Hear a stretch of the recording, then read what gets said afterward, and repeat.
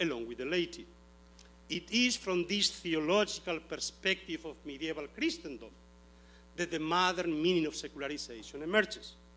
To secularize means, first of all, to make worldly, to convert religious persons or things into secular ones, as when a religious person abandons the monastic rule to live in the world, or when monastic property is secularized. This is the medieval Christian theological meaning of the term secularization that may serve, however, as the basic metaphor of the historical process of Western secularization. This historical process needs to be understood as a particular reaction to the structuring dualism of medieval Christendom, as an attempt to bridge, eliminate, or transcend the dualism between the religious and the secular world. Even in the West, however, this process of secularization follows two different dynamics. One is the dynamic of internal Christian secularization, which aims to spiritualize the temporal and to bring the religious life of perfection out of the monasteries into the secular world. It tends to transcend the dualism by blurring the boundaries between the religious and the secular, by making the religious secular and the secular religious through mutual reciprocal infusion. This path was initiated by the various medieval movements of Christian reform of the seculum, was radicalized by the Protestant Reformation, and has attained its paradigmatic expression in the Anglo-Saxon Calvinist cultural area, particularly here in the United States. The other different, indeed almost opposite dynamic of secularization takes the form of laicization. It aims to emancipate all secular spheres from clerical ecclesiastical control, and in this respect is marked by laic clerical antagonism. Unlike in the Protestant path, however, here the boundaries between the religious and the secular are rigidly maintained, but those boundaries are pushed into the margins, aiming to contain, privatize, and marginalize everything religious, while excluding it from any visible presence in the secular public sphere, now defined as the realm of laïcité, freed from religion. This is the paradigmatic French, Latin, Catholic path of secularization, but it will find diverse manifestations throughout continental Europe. With many variations, these are the two main dynamics of secularization which culminate in our secular age. In different ways, both paths lead to an overcoming of the medieval Christian dualism through a positive affirmation and revaluation of the seculum, that is, of the secular age and the secular world, imbuing the immanent secular world with a quasi-transcendent meaning as the place for human flourishing. So this is the first meaning, simply living in the secular world, in the secular age. There is a second meaning, which is what I call self-contained secularity within the immanent frame of the secular age. But then the question is to be or not to be religious. That is the question. So there is a second narrower meaning of the term secular, that of self-sufficient and exclusive secularity, when people are simply irreligious, non-religious. That is devoid of religion and close to any form of transcendence beyond the purely secular immanent frame. Here, secular is not anymore one of the units of a dyadic pair, but is constituted as a self-enclosed reality. To a certain extent, this constitutes one possible end result of the process of secularization, of the attempt to overcome the dualism between the religious and the secular by freeing oneself of the religious component. In his recent work, A Secular Age, Charles Taylor has reconstructed the process through which the phenomenological experience of what he calls the immanent frame becomes constituted as an interlocking constellation of the modern differentiated cosmic, social, and moral orders. All three orders, the cosmic, the social, and the moral, are understood as purely immanent secular orders, devoid of transcendence, and thus functioning etsi deus non daretur, as if God would not exist. It is this phenomenological experience that, according to Taylor, constitutes our age paradigmatically as a secular one, irrespective of the extent to which people living in this age may still hold religious or theistic beliefs. The question is whether the phenomenological experience of living within such an immanent frame is such that people within it will also tend to function etsi deus non daretur.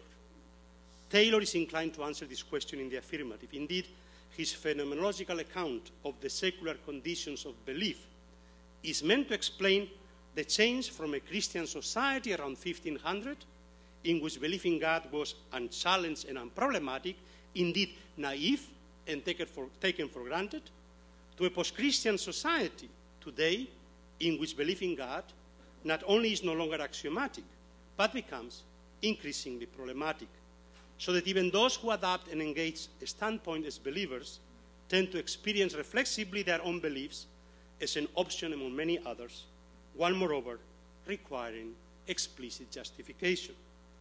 Secularity, being without religion by contrast, tends to become increasingly the default option, which can be naively experienced as natural and thus no longer in need of justification.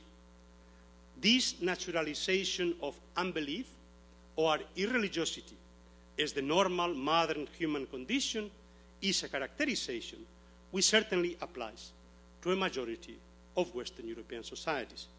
But it is not characteristic of the United States, where being religious is still the normal default option, while unbelief is the uncommon option which requires a reflexive commitment and is in need of justification.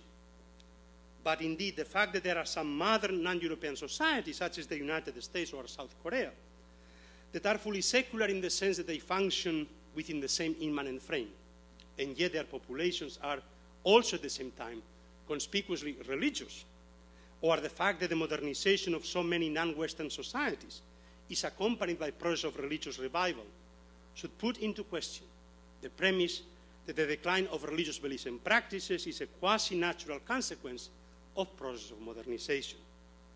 If modernization per se does not produce necessarily the progressive decline of religious beliefs and practice, then we need a better explanation for the radical and widespread secularity one finds among the population of Western European societies. And there is a third form of secularity, what I call secularist secularity, or secularism as a stadial consciousness. I would like to maintain that secularization in the sense of being devoid of religion does not happen automatically as a result of process of modernization, but it needs to be mediated phenomenologically by some other particular historical experience. Self-sufficient secularity, that is the absence of religion, has a better chance of becoming the normal taken for granted position if it is experienced not simply as an unreflexively naive condition, as just a fact, but actually as the meaningful result of a quasi-natural process of development. As Taylor has pointed out, modern unbelief is not simply a condition of absence of belief, nor merely indifference. It is a historical condition that requires the perfect tense, a condition of having overcome the irrationality of belief.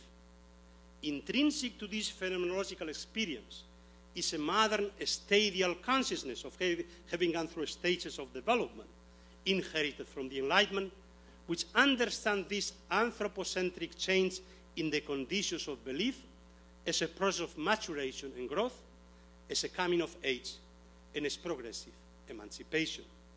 For Taylor, this stadial phenomenological experience serves in turn to ground the phenomenological experience of exclusive humanism as the positive, self-sufficient, and self-limiting affirmation of human flourishing, and as the critical rejection of transcendence beyond human flourishing as self-denial and self-defeating. In this respect, the historical self-understanding of secularism has the function of confirming the superiority of our present modern secular outlook over other supposedly earlier and therefore more primitive religious forms of understanding.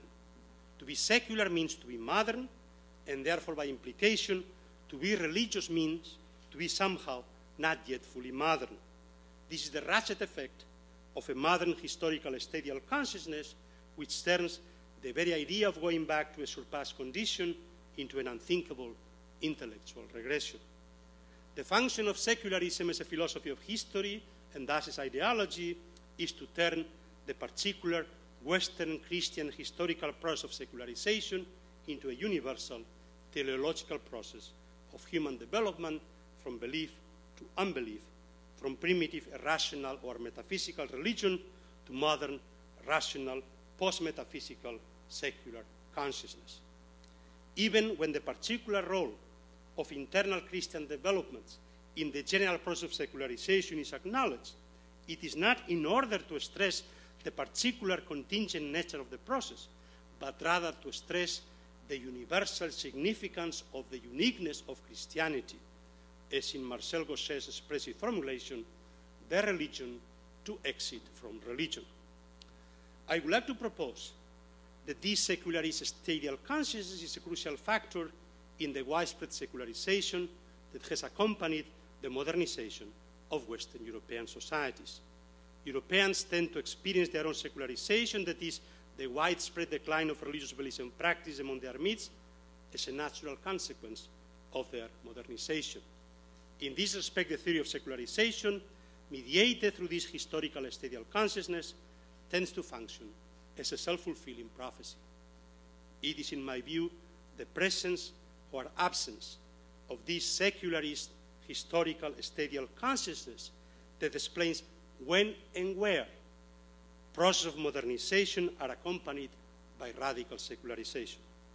In places where such secularist historical stadial consciousness is absent or less dominant, as in the United States or in most non-Western post-colonial societies, processes of modernization are unlikely to be accompanied by processes of religious decline. On the contrary, they may be accompanied by processes of religious revival. So briefly, secularizations.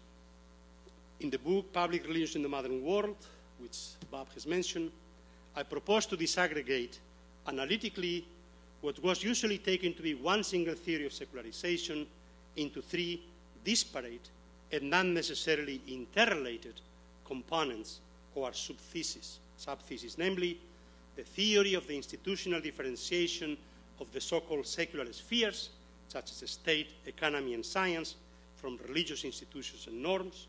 Second, the theory of the progressive decline of religious beliefs and practices as a concomitant of levels of modernization. And third, the theory of privatization of religion as a precondition of modern secular and democratic politics. Such an analytical distinction makes possible the testing of each of these three subtheses separately as different, empirically falsifiable propositions. Since in Europe, the three processes of secular differentiation, privatization of religion, and religious decline have been historically interconnected, there has been the tendency to view all three processes as intrinsically interrelated components of a single, general, teleological process of secularization and modernization, rather than as particular and contingent developments.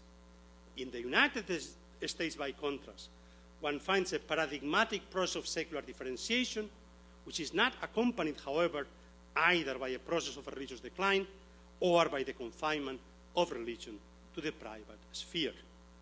Processes of modernization and democratization in American society have often been accompanied by religious revivals, and the wall of separation of church and state, though much stricter than the one erected in most European societies, does not imply the rigid separation of religion and politics. Any thinking of secularization beyond the West has to begin with the recognition of a dual historical paradox, namely that the secular emerges first as a particular Western Christian theological category, while its mother antonym, the religious, is a product of Western secular modernity. The contextualization of our categories, religious and secular, should begin, therefore, with the recognition of the particular Christian historicity of Western European developments, as well as of the multiple and diverse historical patterns of differentiation and fusion of the religious and the secular, as well as of their mutual constitution within European and Western societies. Such a recognition, in turn, should allow a less Eurocentric comparative analysis of patterns of differentiation and secularization in other civilizations and world religions, in more importantly, the further recognition that the world historical process of globalization initiated by European colonial expansion, all these processes everywhere are dynamically interrelated and mutually constituted. Indeed, any discussion of secularization as a global process should start with a reflexive observation that one of the most important global trends is the globalization of the category of religion itself and of the binary classification of reality, religious-secular, which it entails. While the social sciences, certainly my discipline, the sociology of religion, still function with a relatively unreflexive general category of religion, within the newer discipline of religious studies, the very category of religion has undergone numerous challenges as well as all kinds of critical deconstructions, to the point that some of the most important scholars within the discipline of religious studies have advocated to get rid of the category altogether because it doesn't mean anything. Ironically, scholars of religion are questioning the validity of the category of religion at the very same moment when the discursive reality of religion is more widespread than ever and has become, for the first time, global. I'm not claiming that people today everywhere are either more or less religious than they may have been in the past. Here I am bracketing out altogether the question which has dominated most theories of secularization, namely whether religious beliefs and practices are declining or are growing as a general modern trend throughout the world. I'm only claiming that religion as a discursive reality, indeed as an abstract category, and as a system of classification of reality used by modern individuals as well as by modern societies across the world, by religious as well as by secular authorities, has become an indisputable global social fact. It is obvious that when people around the world use the same category of religion, they actually mean very different things. The actual concrete meaning of whatever people denominate as religion can only be elucidated in the context of their particular discursive practices. But the very fact that the same category of religion is being used globally across cultures and civilizations testifies to the global expansion of the modern secular religious system of classification of reality, which first emerged in the modern Christian West. Moreover, while the religious secular system of classification of reality may have become globalized, what remains hardly disputed and debated almost everywhere in the world today is how, where, and by whom the proper boundaries between the religious and the secular ought to be drawn. There are, in this respect, multiple competing secularisms, as there are multiple and diverse forms of religious fundamentalist resistance to those secularisms.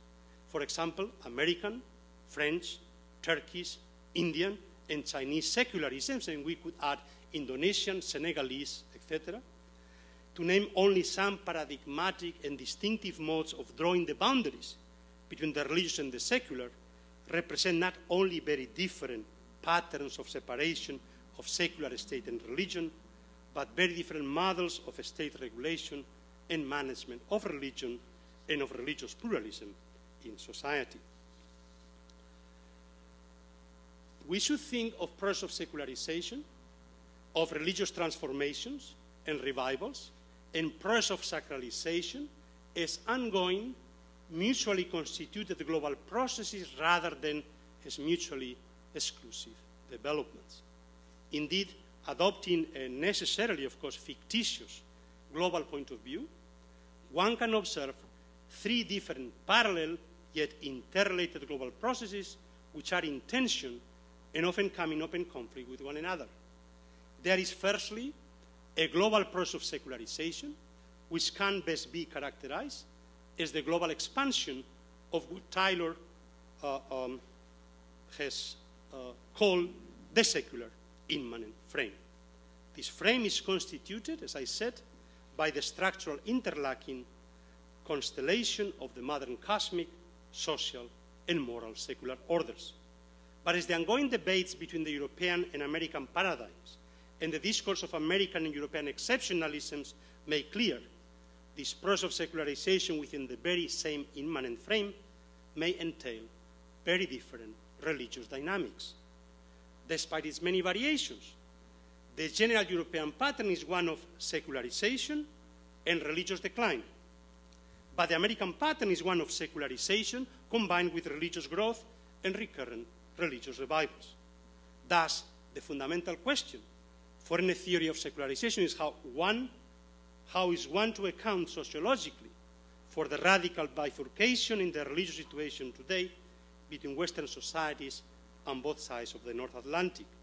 That is, between the radical secularity of European societies, which indeed appear to match perfectly Taylor's phenomenological account of a secular age, and the predominant condition of religious belief among the immense majority of the American population.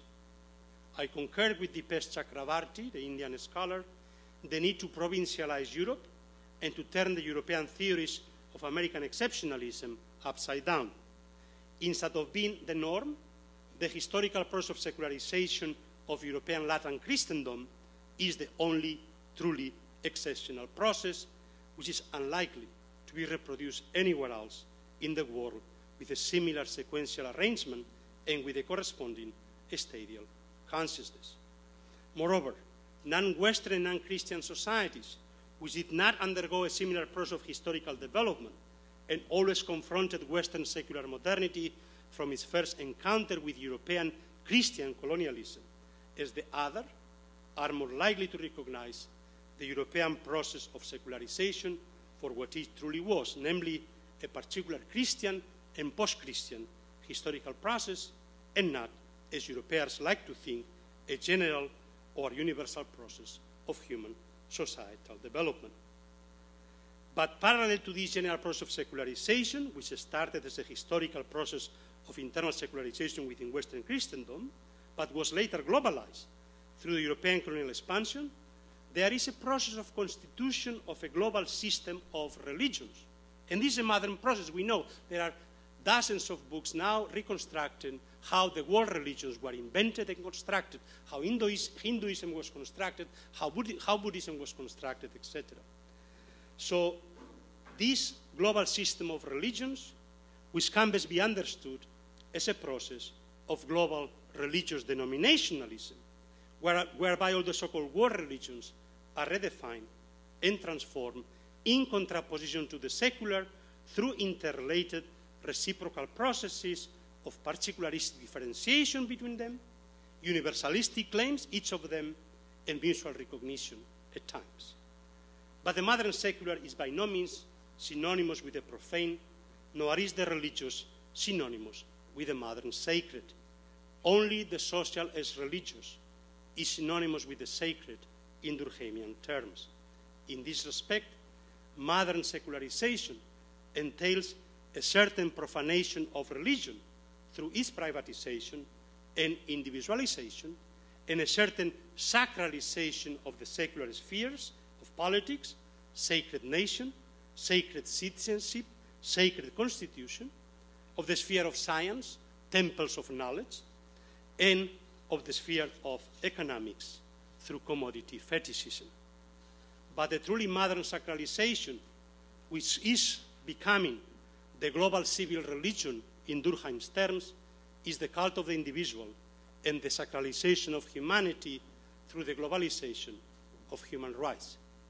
It is an open empirical question, which should be the central focus of a comparative historical sociology of religion, how these three ongoing processes, global process of secularization, sacralization, and religious denominationalism, are mutually interrelated in different civilizations and different societies, sometimes symbiotically, as in the fusions of religious nationalisms or in the religious defense of human rights, but often antagonistically, as in the violent conflicts between the sacred, secular, immanent norms of individual life and freedom, and transcendent theistic norms.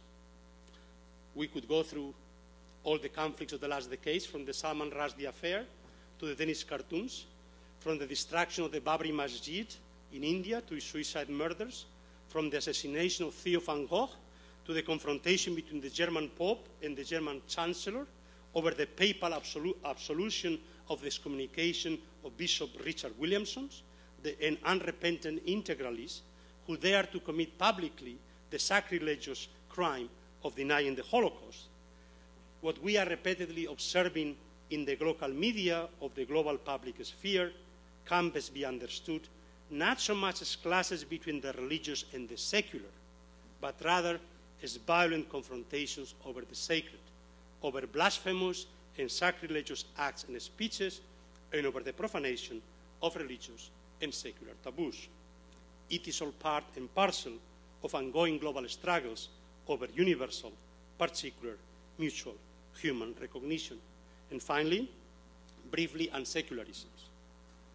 It may be fruitful to begin by drawing an analytical distinction between secularism as a statecraft doctrine and secularism as ideology.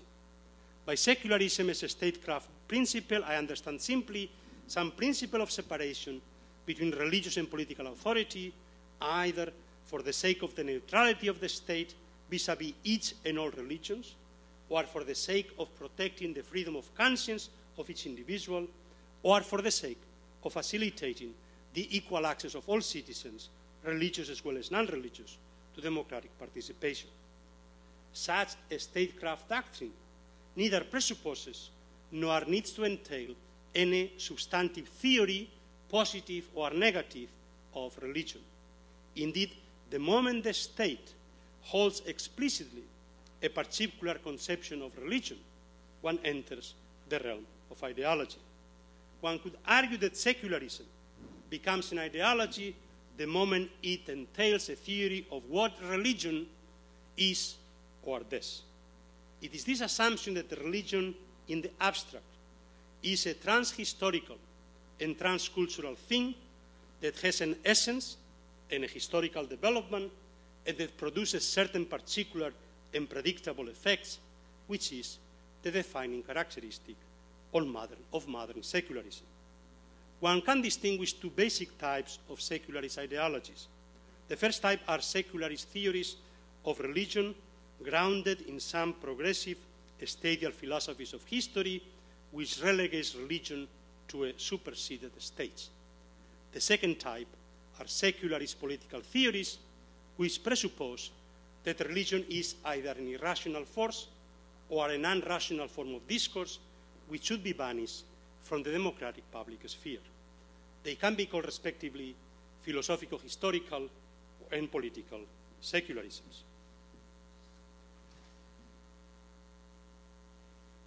It is the taken for granted identification of being modern and being secular that distinguishes most of Western Europe from the United States.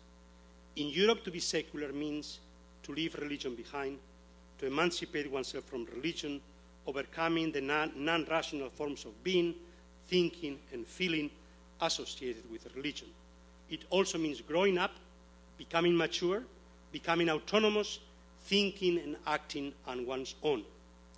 It is precisely this assumption that secular people think and act on their own and are rational, autonomous, free agents, while religious people somehow are unfree, heteronomous, non-rational agents, which constitutes the foundational premise of secularist ideology. Political secularism per se, the second form, does not need to share the same negative assumptions about religion, nor assume any progressive historical development which will make religion increasingly relevant.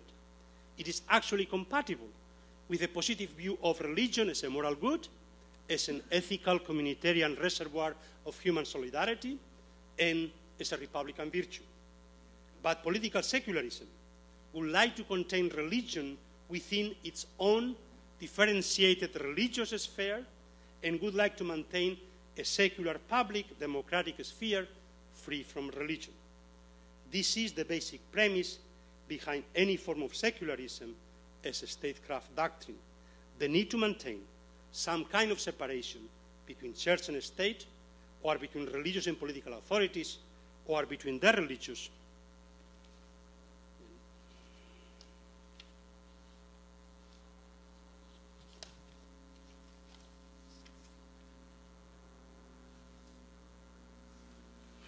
I lost myself. Well, between the religious and the political sphere. Let me see.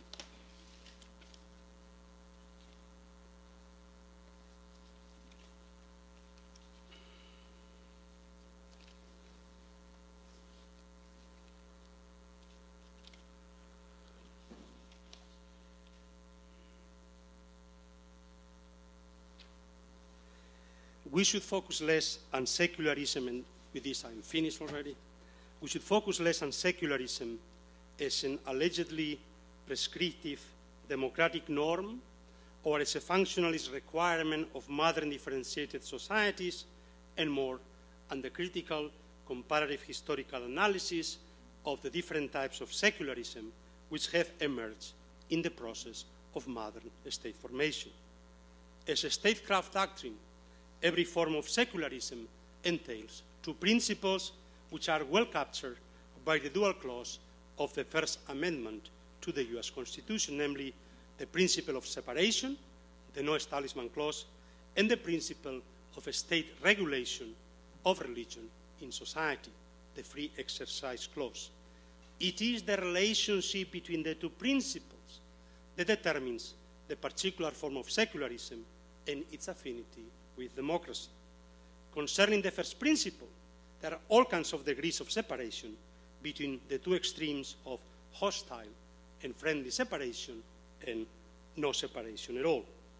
As Ahmed Kuru has shown, the type of separation at the formative period of the modern state will be very much determined by the particular configuration of relations between religious and political authorities during the ancient regime.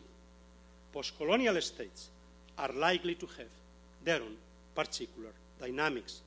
In colonial America, for instance, there was no national church across the 13 colonies from which the new federal state needed to separate itself. So the separation was friendly, however, not only because there was no need to have a hostile separation from a non-existent established church, but more importantly, because the separation was constituted in order to protect the free exercise of religion, particularly as promoted by the sects. That is, in order to construct the conditions of possibility for religious pluralism in society. Ultimately, the question is whether secularism is an end in itself, an ultimate value, or rather a means to some other end, be it democracy and equal citizenship, or religious and normative pluralism. Indeed, if the secularist principle of separation is not an end in itself, then it to be constructed in such a way that it maximizes the equal participation of all citizens in democratic politics and the free exercise of religion in society. Taking the two clauses together, one can construct general gradual typologies of hostile-friendly separation on the one hand, and models of free and free state regulation of religion in society on the other. One could advance the proposition that it is the free exercise of religion clause, rather than no establishment clause, which appears to be a necessary condition for democracy. One cannot have democracy without freedom of religion. Indeed, free exercise stands out as a normative democratic principle in itself, since on the other hand, there are many historical examples of secular states which were non-democratic, the Soviet-type regimes, Kemalist Turkey, or post-revolutionary Mexico being obvious cases. One can therefore conclude that the strict secular separation of church and state is neither a sufficient nor a necessary condition for democracy.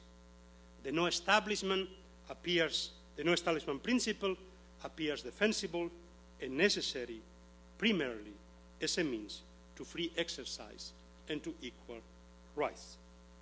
Understandably, most discussions of secular and secularism are internal Western Christian secular debates about patterns of Christian Western secularization. As Noah Feldman, who will also be in this lecture series, has pointed out, this is basically a debate as how we got from St. Augustine to where we are today. We should be cautious in trying to elevate this particular and contingent historical process to some general, universal historical model. Indeed, we should remind ourselves that the secular emerged first as a particular Western Christian theological category, a category which not only served to organize the particular social formation of Western Christendom, but very much structured thereafter the very dynamics of how to transform or free oneself from such a system. Eventually, however, as a result of this particular historical process of secularization, the secular has become the dominant category that serves to structure and delimit legally, philosophically, scientifically, and politically the nature and the boundaries of religion. Thank you very much.